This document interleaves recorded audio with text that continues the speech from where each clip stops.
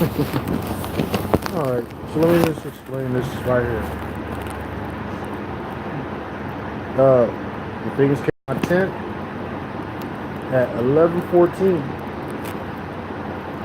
So I was extremely tired uh, from a long day's work, and when I got back, it must have been maybe like 10 o'clock. So it was pretty late. I usually get back there a little earlier. But they came to my tent at 11:14 again. But this time I had my flashlight. So when I opened up my door, I wanted to know, what I'm saying, because it's only so much you could take before you have to, before you can only be put in the corner for so long before you start reacting. But when I seen the Bigfoots, they were surprised, obviously, and I was overwhelmed because these guys are big, and they're sitting in front of my tent Indian style, and they got these big red eyes, and they're looking at me, and they're hairy, and look black, dreadlocks, and they're looking at me like it's an everyday thing, and I'm looking at them like, why are you here? And that part just kind of went out the window, and then it comes to the part to where you kind of just pass out, the pass out part. Now, if I wasn't in my little location where I was at, then I probably wouldn't have passed out. I probably would have just ran. But like I said, I want to definitely get a Bigfoot dead, because you ain't gonna get one alive. Just for the simple fact that nobody gets out of the city, nobody leaves and really knows what's out there, and it's crazy because it's really wild. It's really a wild place. I mean, personally, I would tell anybody that's going to the mountains to bring some guns. That's just my personal opinion. But in this day and age, you can't be out there playing around. You got to be safe. And the only way you're going to be safe is to have a good, big gun. Because you got big, strong creatures that might not like you. And might I say, these guys are very intelligent, telepathic. I don't see nobody I know that could talk to me like they was talking to me. So what does that mean? So me and my friend Melvin, Vietnam vet, had the conversation. I was told him, I said, man, I think they from outer space. I think they're UFOs. He goes, why you say that? I said, well, we can't find them. You can't. They find you. So that's the only conclusion I could come with. I mean, hey, they might not want to wear clothes. Doesn't mean they're stupid. Just because they don't wear clothes, I don't know. But I'll tell you what.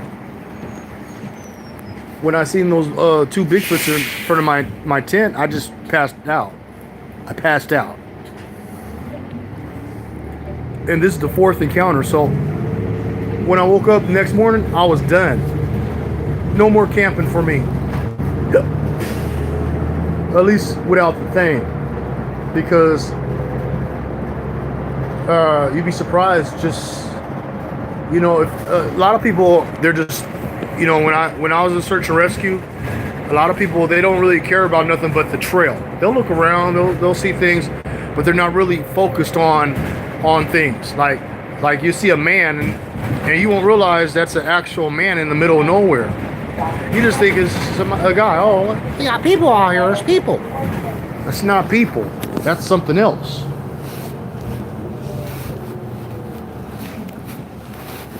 So, I I think, you know, the world is beautiful, but at the same time, we're in this world that's so spoiled. People tend to forget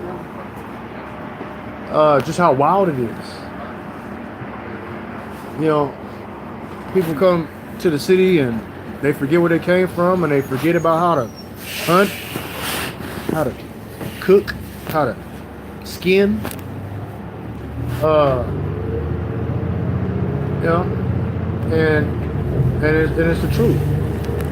But if reality kicked you in the butt and we had to run to Mexico because something happened in America, guess what? They ain't gonna let us in there because we disrespected them. You know what I'm saying? And I don't blame them. So, what do you think's gonna happen when you run to the woods? Oh, it's gonna be open season because you're gonna have a whole bunch of intelligent beings that's know that something ain't right. It ain't like let's just say this, it's a small world after all.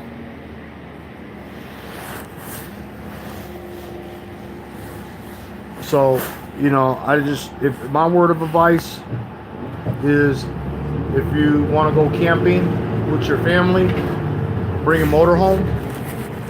If you want to go to the backcountry, don't bring your family, because that's different than camping. Camping is just like, you know, regular camping. But if you go in the backcountry, don't bring your family. You know, you can bring your friends. As long as they know how to shoot and you all got guns and everything's all great. But other than that, you don't want to be out there in a situation where somebody gets taken advantage over because you in the wild. You get in the wild, man, and you ain't got no phone. You might be the only one with a phone, and you get attacked by a lion or by a bear. You know, and it can happen that fast. I've had bear encounters too. I remember one time we was over at what was it? Well, we was by the Eel River. Let's just put it like that. And we went out. I don't know, some little. We was me and the Irish cat. I forgot his name, but he's a redhead dude, like leprechaun looking motherfucker. So we went out, and I guess we was checking some trails or something, right? So it was a nice little location, and it turned off on like some like little dry stream, some dry creek. Well, the dry creek was probably maybe like 18 feet down, so it was like a little dip or whatever, you know. So I forgot dude's name, but he pulls out a joint. Oh, he got some good weed. He always got the good weed, so we smoked this. So I'm like, oh yeah, some good shit. So then I look up and I say, hey man, hey, what's that? And because you seen the thing hump like this, it was like you seen a hump just coming. Mind you, this thing was probably like maybe like 100 yards, and it looked like it's doing about 35 plus. So when dude looks, he sees it, he goes, oh, that's a bear! Oh! And he instantly was ready to take the fuck off and get to running. But as soon as he turned around, like this, his eye went straight into a branch of a redwood tree. Bow! He's screaming, oh! Oh! So meanwhile, while he's screaming, holding his face, bleeding, I'm looking at a bear running towards me. But the bear got to go through this dip. So, you know, I guess I'm He-Man, so I grabbed dude and just took off like Tarzan down the mountains with a man on my shoulders trying to save a guy. Ran all the way back to the truck.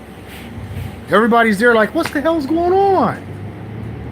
Oh man, this dude right here just seen a bear and just turned around and hit a tree branch. You know, you gotta be careful, man. You can't just be assuming things and just taking off and don't know where you're running to. You get hurt doing things like that. But yeah, so that was kind of funny. But yeah, you gotta be careful. You got to be careful because you don't know, man. You know, thing get a hold of you, man. Guess what, man? You snack time, chow time. Once again, YouTube, you know, just Be safe. Have a good day. And once again, word of advice is if you're going to bring the family to the woods, always have some guns. Make sure the wifey knows how to shoot. You know what I'm saying? And at least bring one or two. Okay? That's all I got to tell you. Y'all have a good day. Peace.